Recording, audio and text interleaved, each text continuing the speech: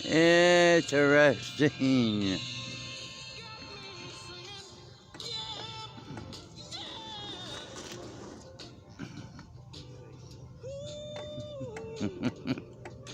Kids have been busy.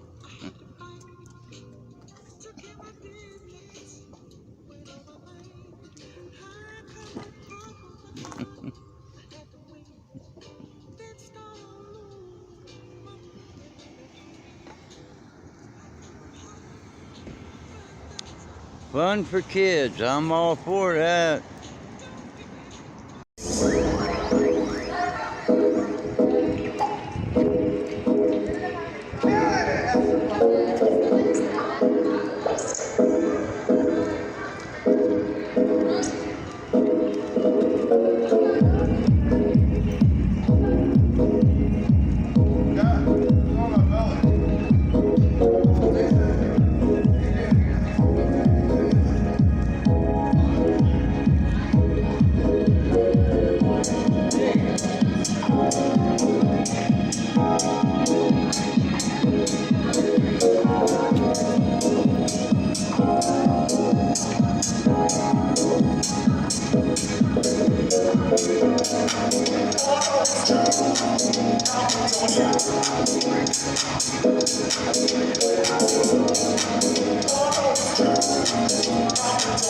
Well, car from Florida, you are violating my civil rights. You are parked in front of a wheelchair ramp. Very unintelligent. The laws are the same in every state. From 2019 to 2021, several major attacks have targeted facilities with ransomware. Attacks range from Kansas, New Jersey, Nevada, Maine, and most recently in August of 2021, where ransomware known as Ghost targeted a California-based water and wastewater system for about a month. Some of the most common issues for water system, they say, the lack of system maintenance or outdated software with low security. Venezuela off millions of dollars in government contracts for food and housing amid widespread hunger in oil-rich Venezuela. In a statement Saturday, Venezuela's government called the process a kidnapping by the U.S. government. Clinton was recovering from an infection but was released after making progress, a spokesperson said. Clinton, 75 years old, was admitted on Tuesday for an infection unrelated to COVID-19. An aide to the former president said Clinton had a urological infection that spread to his bloodstream, but he is on the mend and never went into septic shock, a potentially life-threatening condition. The aide, who spoke to reporters at the hospital on the condition of his name not being used, said Clinton was in intensive care section of the hospital, but was not receiving ICU care. A crisis of Governor Greg Abbott had moved to ban vaccine mandates within the state of Texas. Fauci, speaking on Fox News Sunday, said that the Republican governor's decision to block businesses from requiring inoculations would damage public health, since vaccines are, quote, the most effective means to stop the spread of COVID-19. The data are very, very clear. It doesn't matter what I think or not think of Governor Abbott. The fact is, look at the data and look at the difference between people who get vaccinated versus people who are unvaccinated in cases, in hospitalizations, and in deaths. Delivering vaccines abroad. The U.S. continues its commitment to the world to share COVID-19 vaccines during the ongoing pandemic. This weekend, the United States delivered over 2 million doses of Pfizer vaccine to the Southeast Asian country of Timor-Leste, African nation of Togo, and Egypt. Earlier this year, the Biden administration announced that it would distribute vaccines to poor nations across the world with no strings or conditions attached as humanitarian aid. The vaccines were given as part of the COVAX initiative. Timor is more powerful than morphine. However, it's most commonly sold clandestinely, mostly manufactured in Mexico and popular for its powerful opioid properties. Fentanyl is currently considered a Schedule II narcotic as it leads to psychological or physical dependence. Agents transferred custody of the suspect fentanyl and the suspect to the Drug Enforcement Administration, who will be pursuing prosecution against the driver.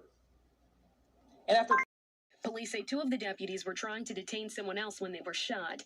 The third came running over when he heard the gunshots. They work the same areas, they work the streets, and, to have something like this, I mean, they never even saw it coming.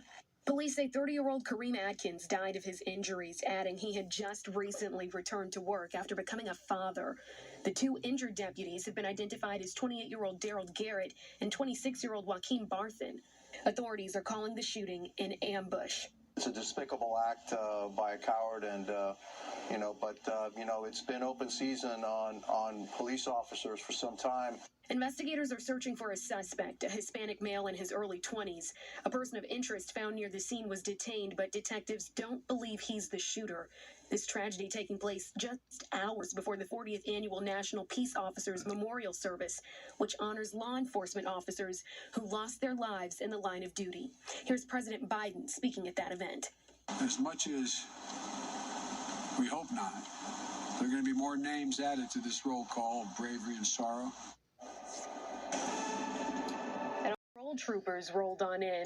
Some of the drivers tried to get away, but they didn't make it too far. No word on how many arrests were made. Condition. Researchers want to study the risks among younger men who took the Moderna vaccine compared to those who received Pfizer's. FDA regulators may not be able to determine the risks for several weeks. Parents who want their teenagers to get vaccinated can still get the Pfizer shot. Across the country, more vaccination mandates are set to go into effect. So any sergeant, lieutenant, captain, or above who gives you an order to go in that portal is not valid. You are able to refuse that order. In Texas, the governor has barred vaccine mandates by executive order. Some companies, including Southwest and American Airlines, plan to go forward with theirs anyway. Under the Supremacy Clause, federal law trumps state law, so we're going to go with the federal government. And I think in the court of law, they'll eventually win. Despite their controversial nature, the numbers show mandates have been effective. Most organizations report the vast majority of their workforces are opting to get the shot. Those figures, along with data showing new cases and hospitalizations on the decline nationwide, and they're fueling optimism that the U.S. could avoid another serious of new arrivals. Fox's Mike Tobin has the latest from South Texas. The Biden administration setting a mid-November timetable for the return of the Trump-era Remain in Mexico policy. In August, the Supreme Court upheld a ruling requiring the White House to keep the policy in place, which sends asylum seekers back to Mexico while they await an outcome of their case. In his presidential run, Biden pledged what he called a more humane approach to immigration, but critics say the reversals of several Trump policies have had the opposite effect. They got rid of the Remain in Mexico policy, they stopped building the wall, they stopped deporting people, and that has created an absolute crisis on the southern border. At the border, there is a near constant flow of new arrivals. Saturday night, Fox News cameras observed two groups of migrants coming across. In total, about 80 people, families, single adults, and unaccompanied children, quickly turned themselves into authorities. On Sunday, our drone team spotted a group of what are called runners from Mexico, El Salvador, Guatemala, and Honduras attempt to cross and avoid U.S. authorities, but they were intercepted by Customs and Border Protection, detained, and processed. 2021 is on pace to be a record year for border crossings. Most who apply for asylum are confident they'll be allowed to stay in the United States. In Peñitas, Texas, Mike Tobin, Fox News.